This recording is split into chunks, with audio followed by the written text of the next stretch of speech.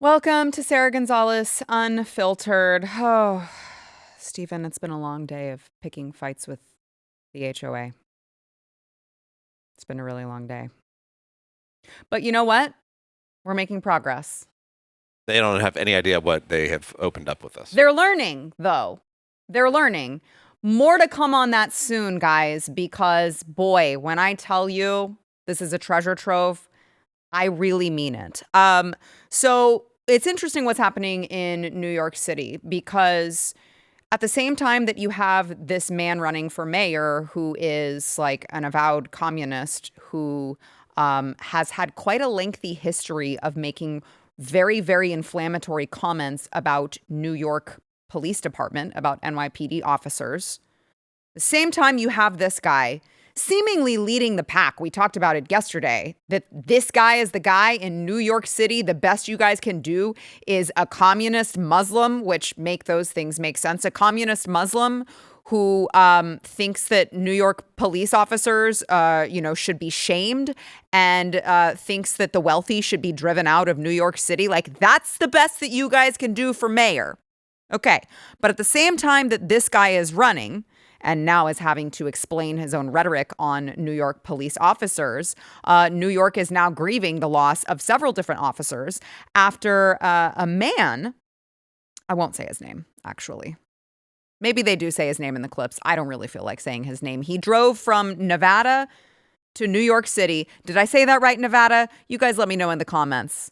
I always say Nevada, and they're like, it's not Nevada, it's Nevada. Is that right? Nevada.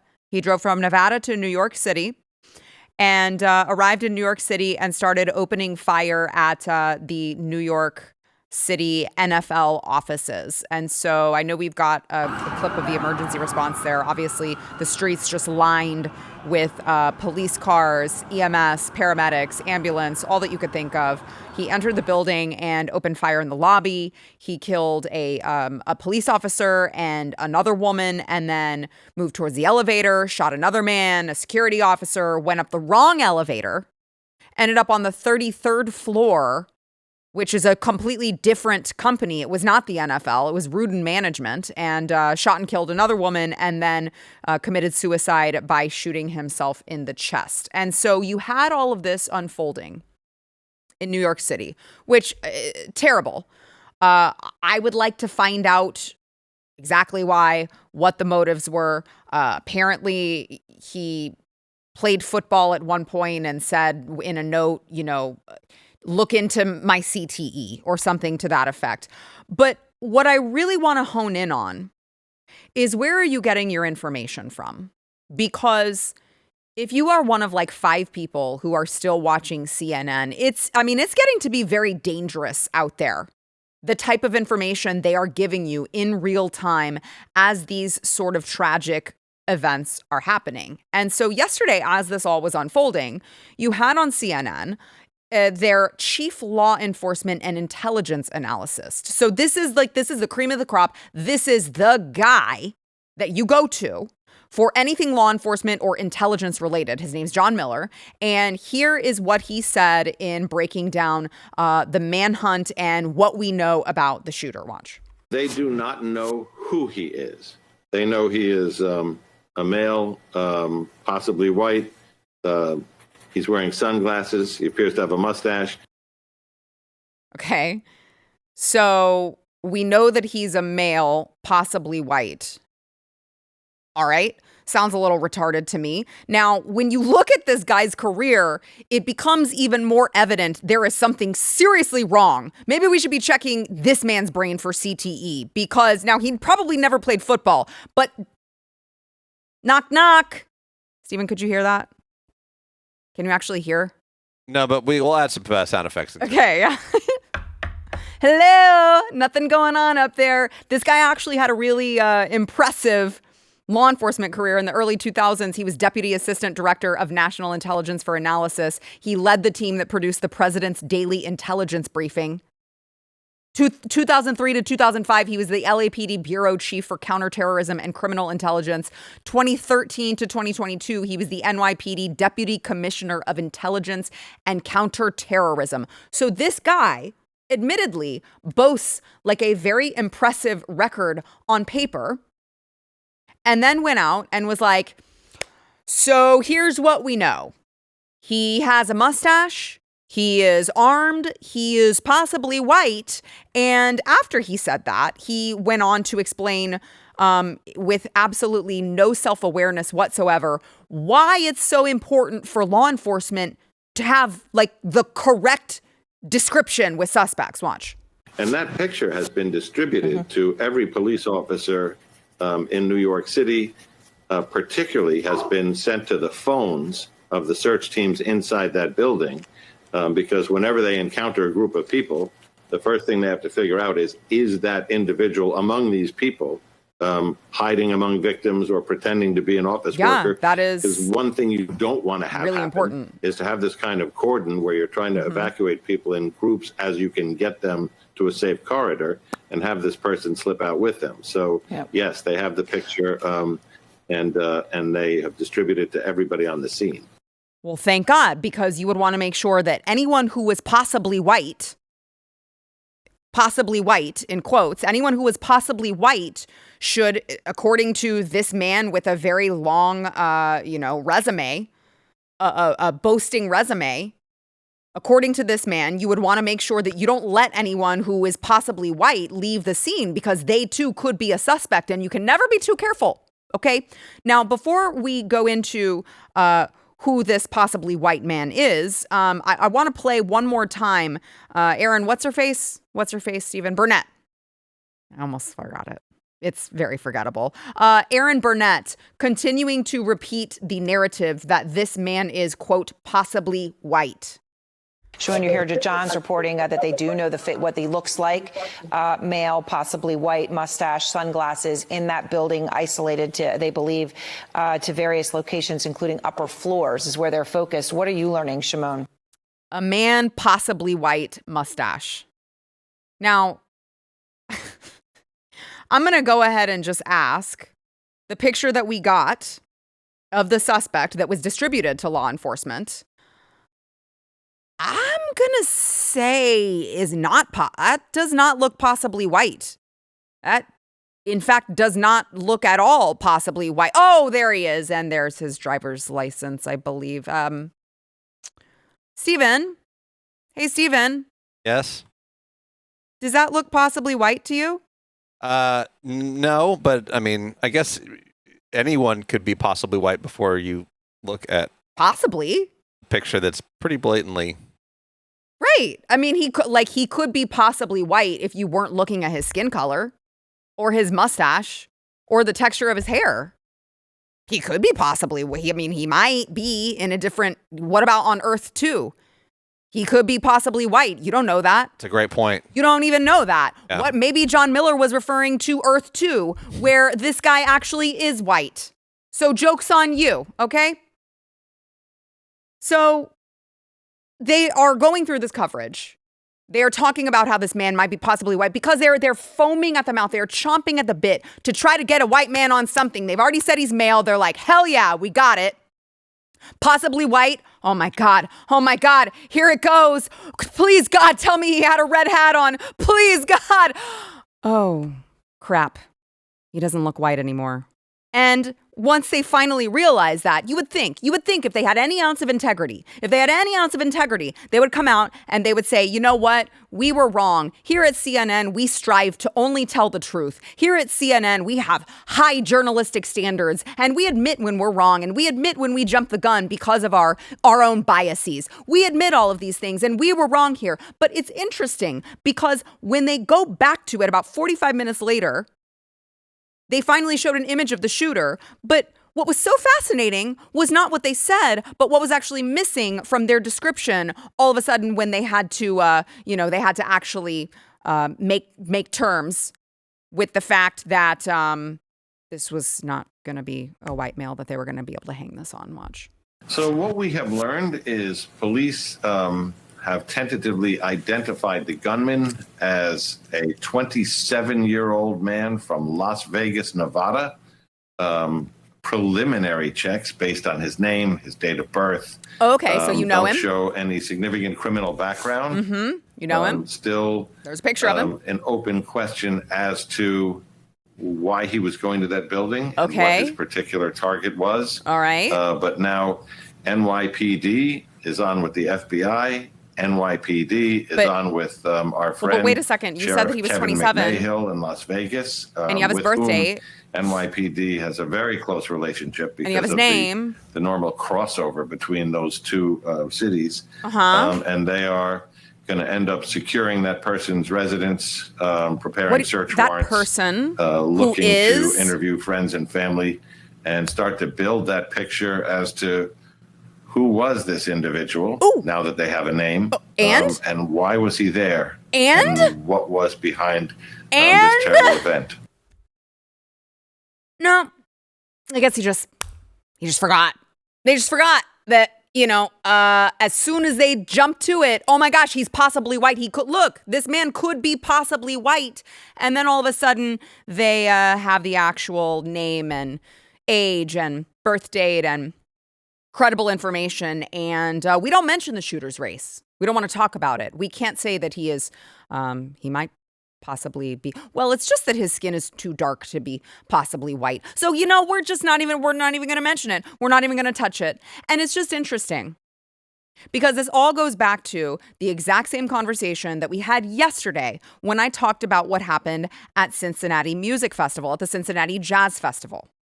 If you guys recall, if you were watching yesterday, which by the way, if you were watching yesterday, if you're watching today, if you're watching at all ever, make sure that you subscribe to Sara Gonzales Unfiltered. Smash the like button, or you can gently tap it.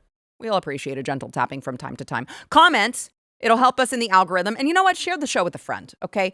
Because when we were talking about this yesterday, it's just that we're always right. And I would like for you to share that with your friends. I would like for you to share with your friends that we are always right. We talked about this yesterday, that the mainstream media did not want to cover the brutal beating of now up to, we found out, 3 white people by a group of black thugs. Yeah, I said it. Come at me. Use any other word to describe those people, okay? No one wanted to touch it. And NBC News didn't want to touch it.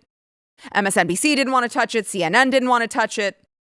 Probably Wall Street Journal did. I mean, you name the left-wing media hacks, and they didn't want to talk about it. They didn't want to talk about world star hip hop, a group of black people beating the shit out of white people because of what we're told by the chief of police. Well, there was a verbal altercation before that. Oh, okay. Give me one verbal altercation. Give me one verbal insult that should result in someone beating another person's head into the pavement. I can't think of any, ma'am.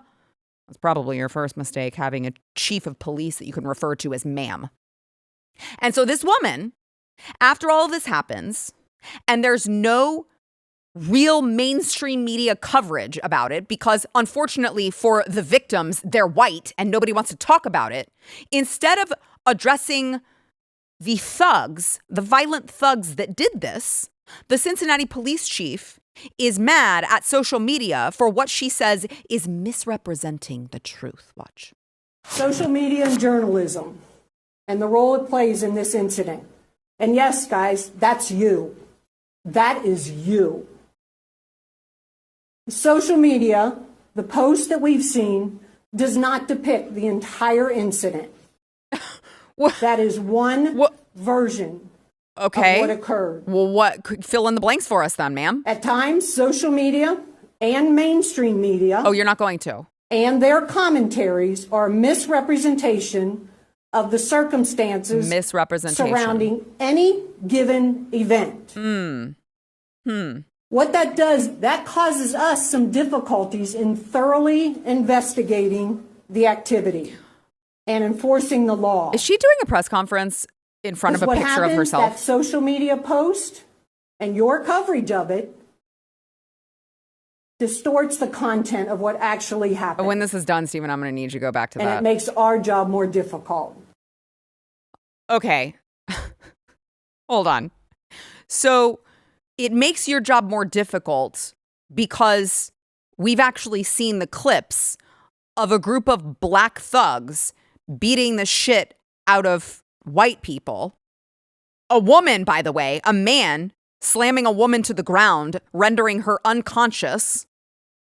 And we have an opinion about that. And somehow that is misinformation. That is not allowing you to do your job. Ma'am, I think that your job should be gathering all of the facts where they lead. How is our opinion on what happened?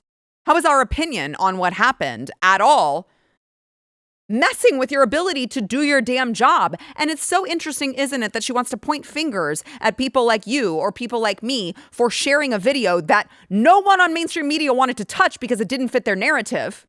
How interesting it is that she wants to point the finger at you for sharing it on social media and saying, this didn't look at this. This didn't actually show the full context. It's so crazy because the context that I see really seems to be enough.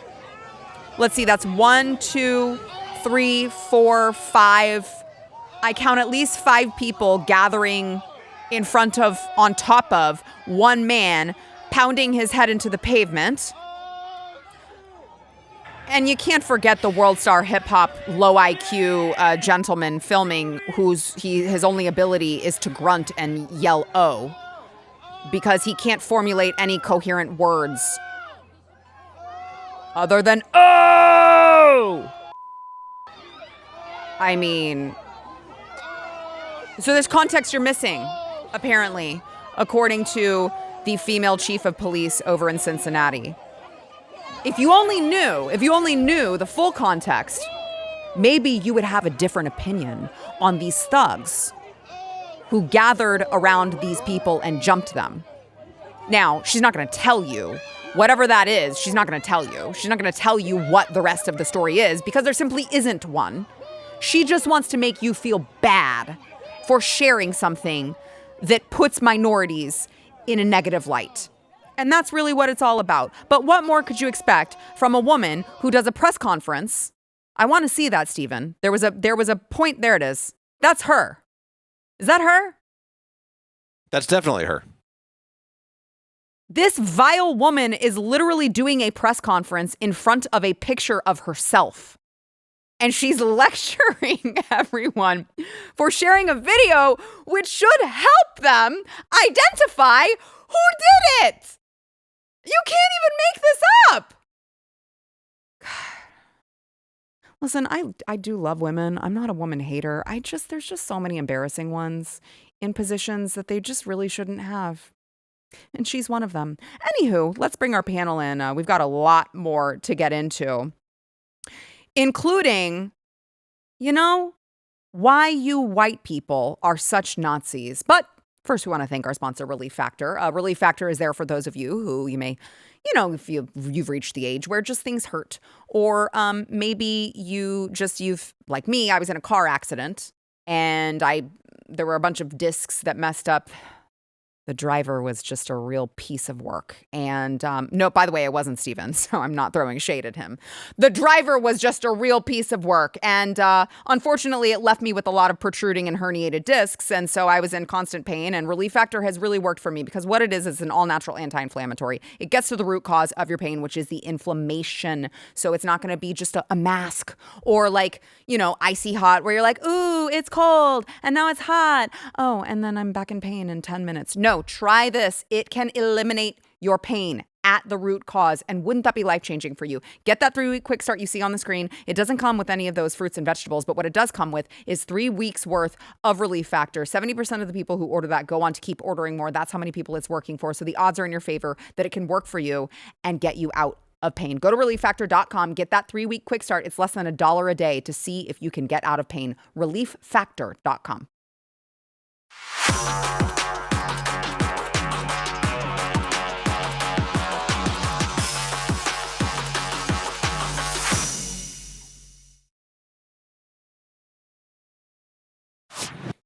Welcome to the show. I was starting to get a complex. He didn't like us anymore. Matthew Marsden, BlazeTV contributor and actor and producer extraordinaire, along with Eric July, BlazeTV contributor and founder of Rippaverse Comics.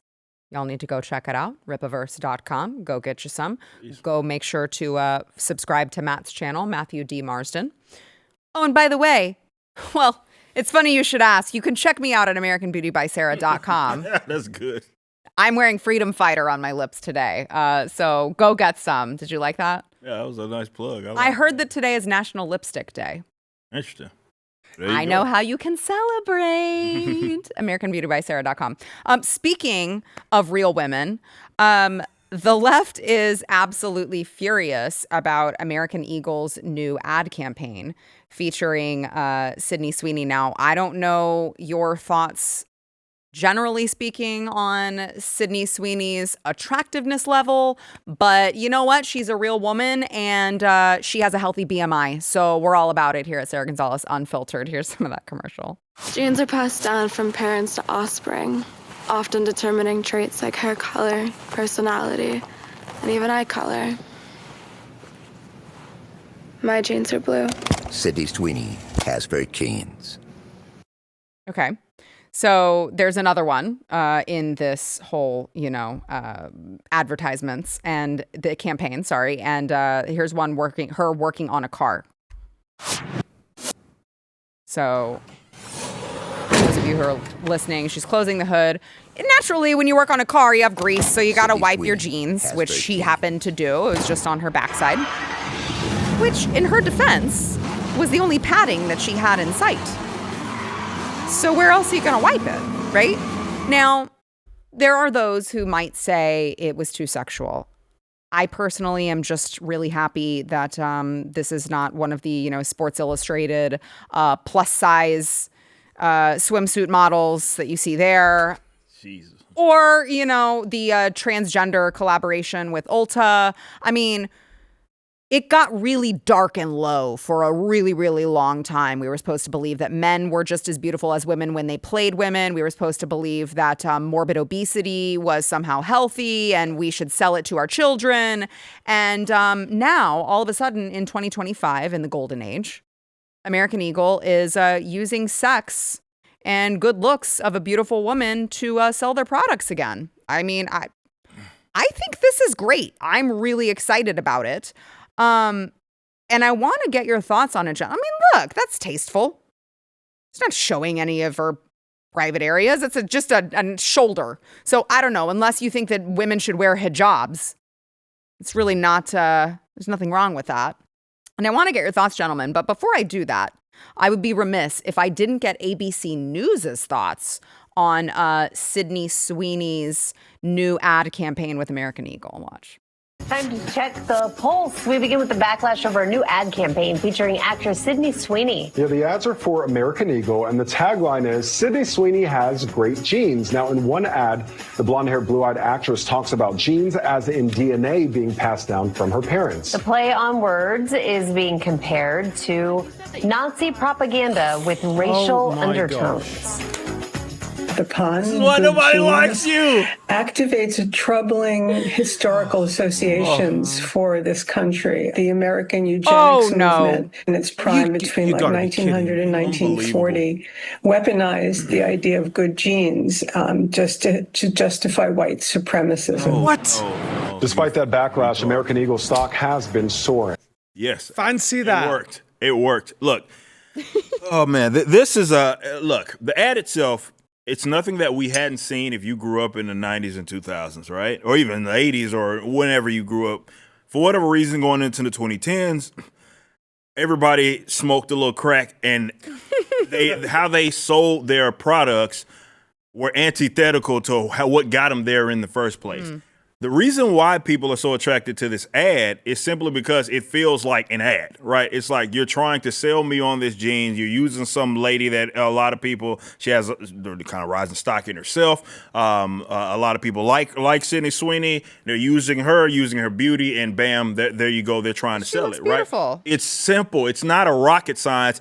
And if this were the 90s, this would just be another ad. We wouldn't even be having this conversation. Exactly. We'd just be saying like, well, that's just another jeans ad. Like, this is what happens. But what I find most interesting about the left's reaction, or guys like ABC or whoever is trying to play this on whatever, it's kind of bizarre. And I'll just flat out say it because it's the honest to God truth. For whatever reason in this country, it is okay for you to celebrate your genes in terms of what you came from when you're basically every other race except white. Mm-hmm. Then that becomes taboo, and now it's being likened to Nazi Germany or what have you, which is absolutely insane. Yes, your beauty, you don't really have. I mean, you can get in shape and you can look your best. You have no control but over it. ultimately, you don't have no control over it. You're born that way. It's literally genetic. Mm-hmm. I was a former track and field athlete.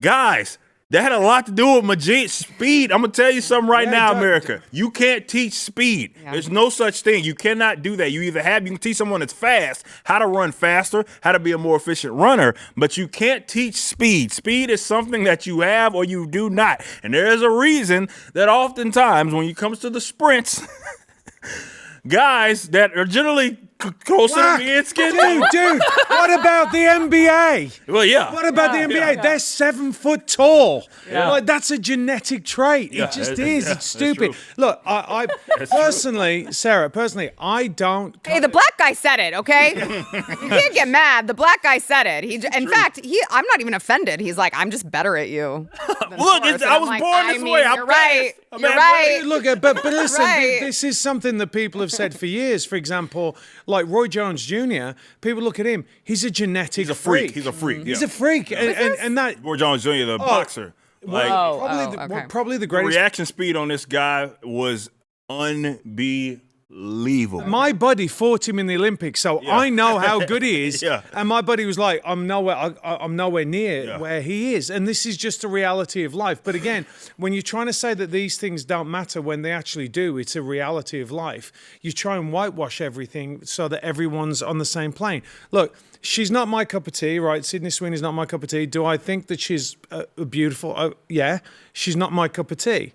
But like you said, Eric, I mean, I'll go back to nobody cared in the 80s when Naomi Campbell was on everything and nobody went, oh, this is black supremacy. They're like, she's beautiful. Tyra Banks, she's beautiful. Like, nobody cared about this stuff. Grace Jones. Like, Grace Jones. yeah. Dude, you could go Halle Berry, probably one of the most beautiful women of all time. Oh, you're only saying that because she's half white. Yeah. No, well, listen, if I could say, like, for me, the most beautiful actress of all time is, what's her name from, Raquel Welch. Okay. To me, the most beautiful Mexican. White passing.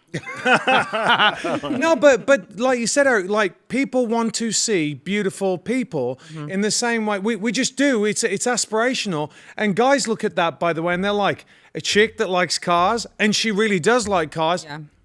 That's fantastic. Yeah. Yeah. Like, what's wrong with that? You go and market what you think is right for your brand. That's it. Clearly, it's not been working over the past 10 years because everyone's like profits have been going down. This comes up, they're like, oh, I wonder why. The beautiful woman, like, you know, showing a.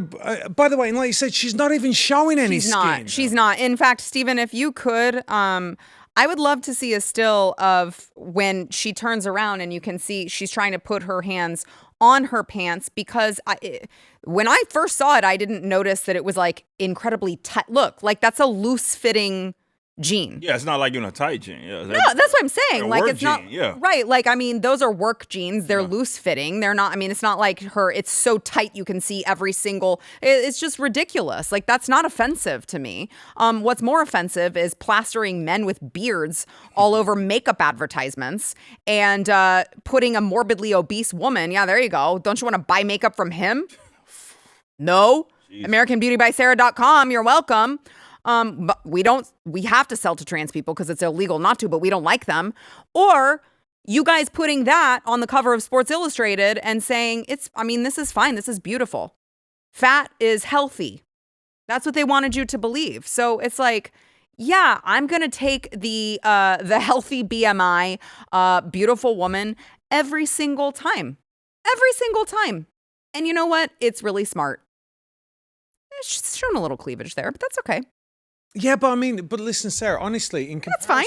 In comparison to the way things went through for a little period of time, that's nothing. That's what I'm saying. Like, let's go back. You know what? It's like my friend Seth Weathers, the conservative dad, who he does ultra right beer, but he also did the calendar. Calendar got a lot of weird people. Don't I? Well, yeah.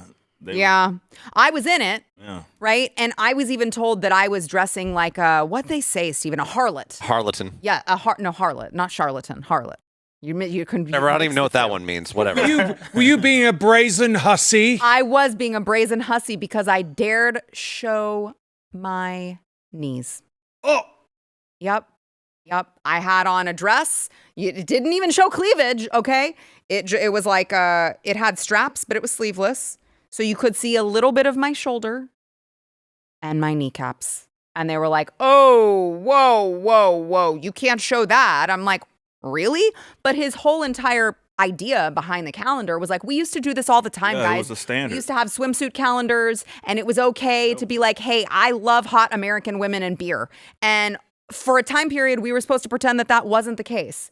And now it's 2025 again, and people are like, you know what? Screw you. I'm just going to use hot American women to sell things. Well, I mean, again, it was a standard. This isn't anything. Anybody that grew up, when I was born, and especially folks that are older than I was, like, you saw all this. This is a standard. This is a mild ad compared to some of the stuff that we would see growing up in some of these, because that's where the old saying, sex sales kind of came from. That was a pretty tame ad, totally tame. For in comparison to some of the older stuff. But it did feel like, okay, this is a major company saying, you know what, we're just gonna go back to the basics.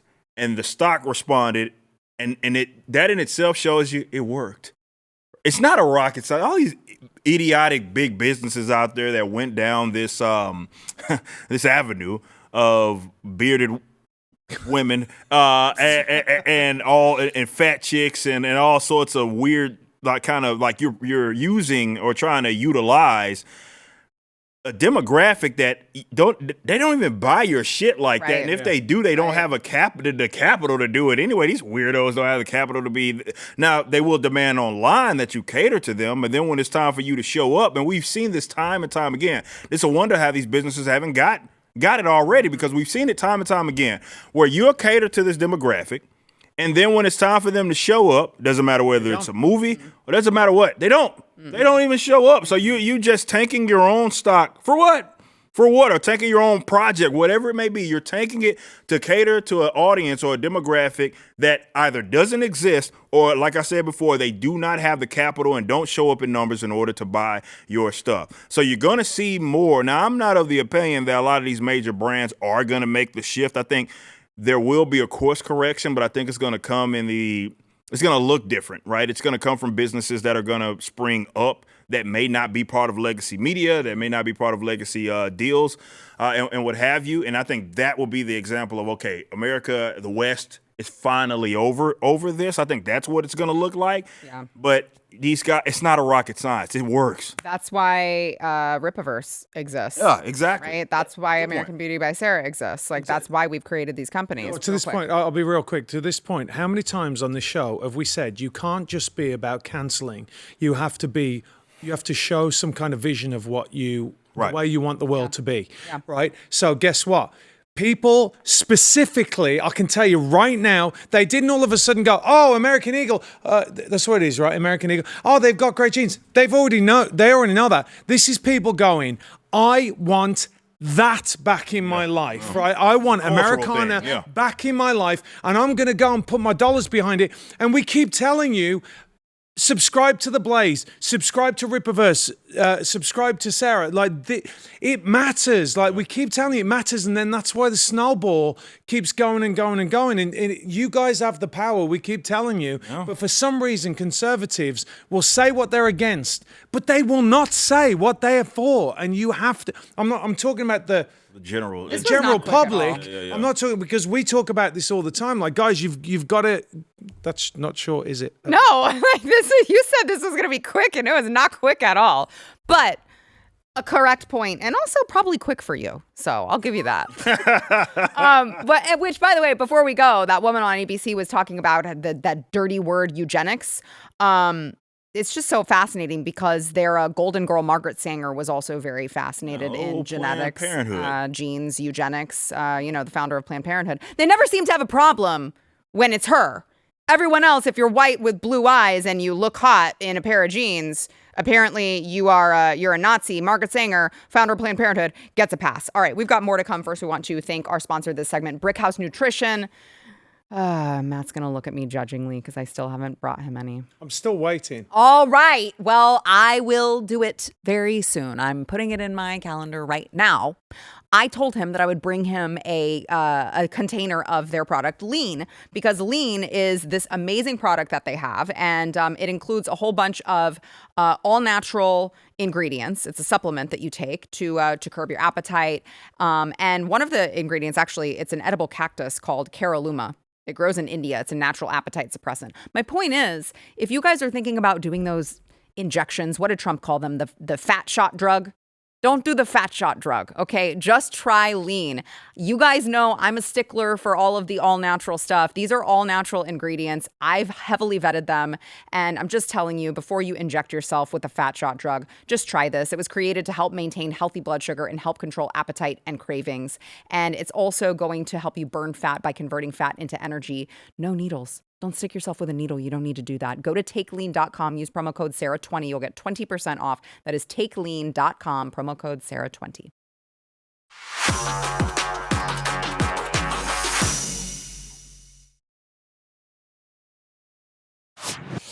I am with the right people today to talk about this next one. The American Academy of Pediatrics, easy for you to say, is coming after the anti-vaxxers. They have just released an official statement saying that they advocate for the elimination of non-medical exemptions from immunizations as contrary to optimal individual and public health. And so they actually don't want anyone to be allowed to exempt themselves from vaccines for religious reasons, for conscientious reasons, just for medical reasons, which I'm sure they will then very quickly tamp down on as well, because they don't want you to be able to choose what goes into your body. Now, they would tell you, well, I mean, you have the right to choose. You just can't go to public school. You just can't go to, I mean, we saw what happened and how far that extended with COVID. You just can't go to work. I mean, you just can't feed your family. You just can't keep your house. You just can't, you have to live on the street. But I mean, it's your choice. Totally. Yeah, no. And on the same day that I saw that they had announced that, I also saw, it's bad news, good news. Okay. There's the bad news. The good news is that Secretary of Health and Human Services RFK Jr. posted that he plans to overhaul the vaccine injury compensation program, which is such a long time coming. This makes me so happy. I know so many families who have been personally affected by this big bloated government bureaucracy that they try to file something. It's their only means of getting any sort of compensation when their children are harmed by vaccines, and they are thrown out objection after objection after objection by the government, and they're lucky if they ever get anything after years of going through all of these obstacles and hurdles. So he said the 1986 Vaccine Act gave vaccine manufacturers immunity against lawsuits by children who suffer vaccine injuries. The statute and numerous subsequent court decisions recognize that vaccines, like all medicines, are, in the words of the American Academy of Pediatrics case, unavoidably unsafe, and that a percentage of vaccinated children will suffer injuries or death. Guys, look it up.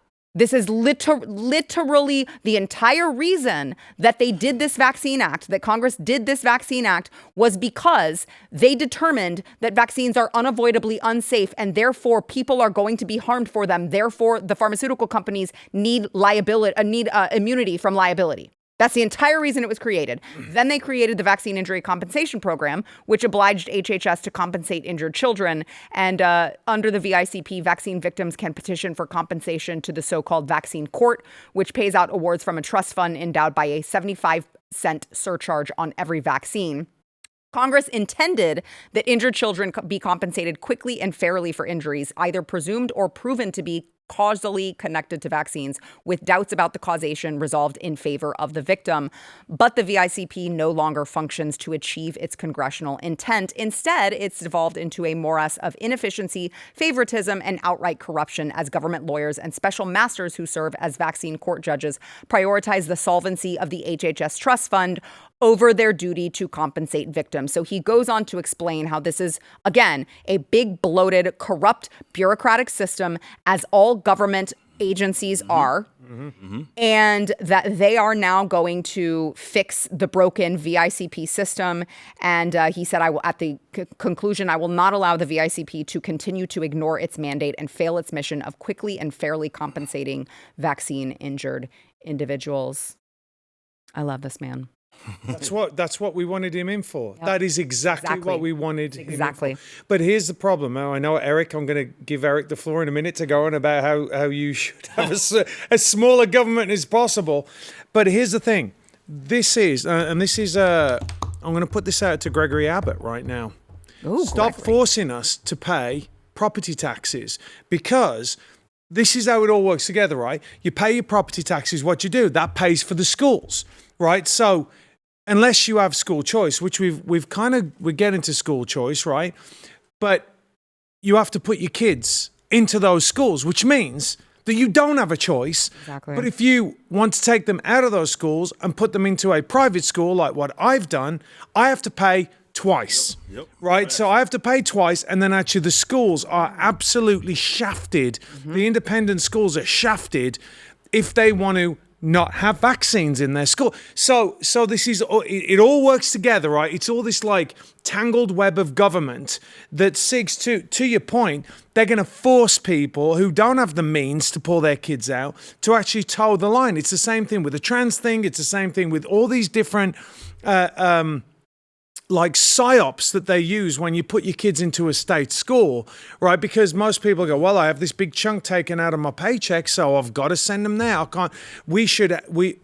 Don't even get me on the property tax. We shouldn't have to pay it anyway.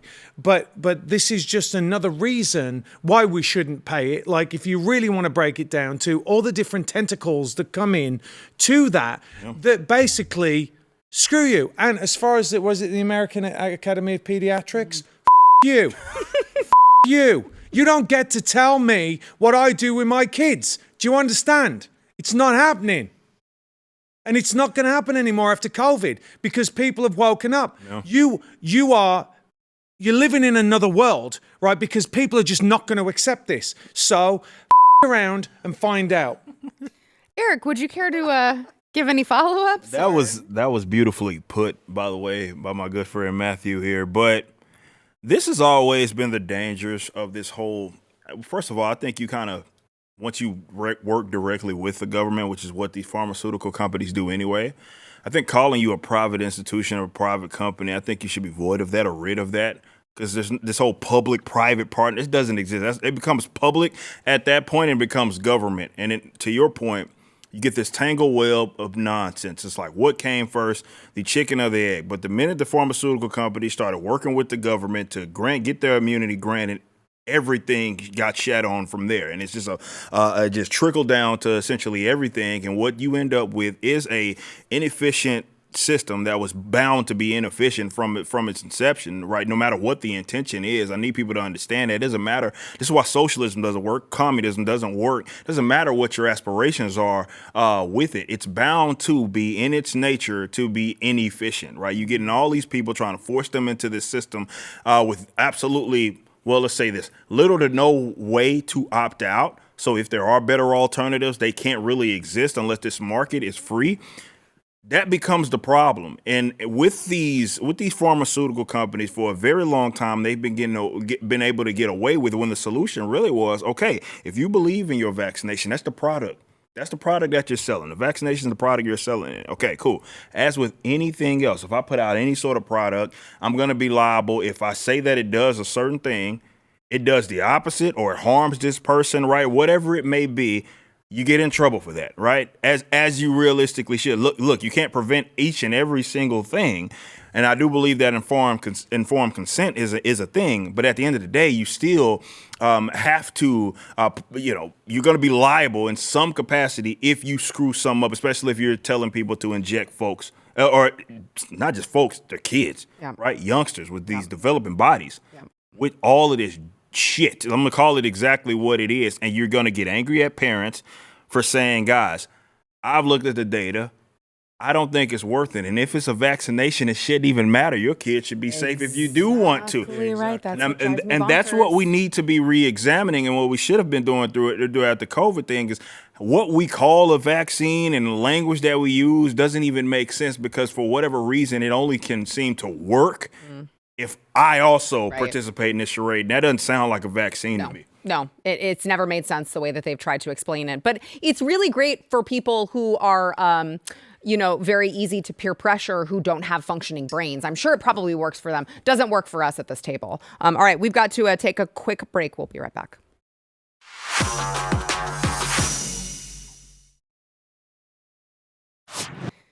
Well, Ghislaine Maxwell, really quick here, is now making demands to her congressional meeting since they decided to call her in to talk about, the Epstein files. She said she wants formal immunity before the interview.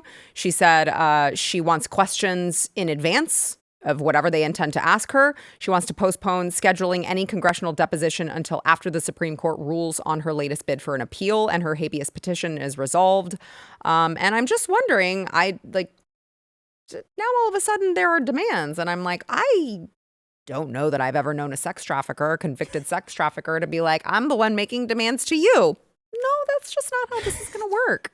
Yeah, but I've never really known a sex trafficker not have any clients. That's weird too. Huh? Well, I don't disagree with that either. Oh. I don't disagree with that either. This is why they're a bunch of retarded people.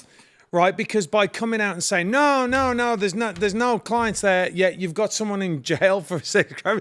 So if there has been a victim, then there has to be a perpetrator. How many times have we said it on here? Huh? So now she's like, oh, okay, and I'll guarantee you, her lawyer, she's lawyered up good. Oh, for sure. Yeah. Oh yeah, they're like, yeah, okay, guys. Yeah. Why is she in prison? Get her out. Yeah. Apparently, there's no Epstein list. So what are we doing here? Right. Yeah. Yeah. I mean, look, I hope.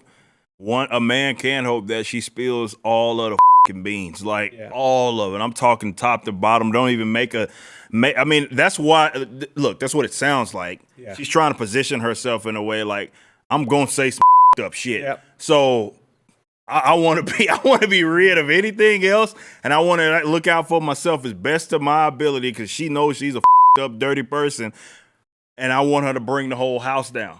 I don't care who it implicates. I don't care. I do not give an absolute crap. But that does not sound, the way that she's wording that does not sound like what immunity from what? Like, that doesn't sound like someone that just wasn't working with anybody else. Exactly. No. She's going to bring him down, dude. Yeah. That's what it's all about. And she's like, I don't want you coming after me for anything else. I just want to make sure that I'm good. Clear. Yeah. Mm-hmm. Hey, bring it on down. Yeah. Why not? Yeah, no, I completely agree with that. Eric's like, don't threaten me with it. Yeah, bring it down. I don't care. Like, look him in the face and be like, hey, that congressman right there. He was there too. Like, it. Like, remember me? Yeah, exactly. I want to laugh. They're like, hey, Jim, we were doing this and that. You bought this. Like, yeah, bring it all down. Yeah. Right in front of Congress on tape. I love to see it, man. We'll see what happens. We'll keep you posted. Thank you, gentlemen, for being here. We'll see you tomorrow.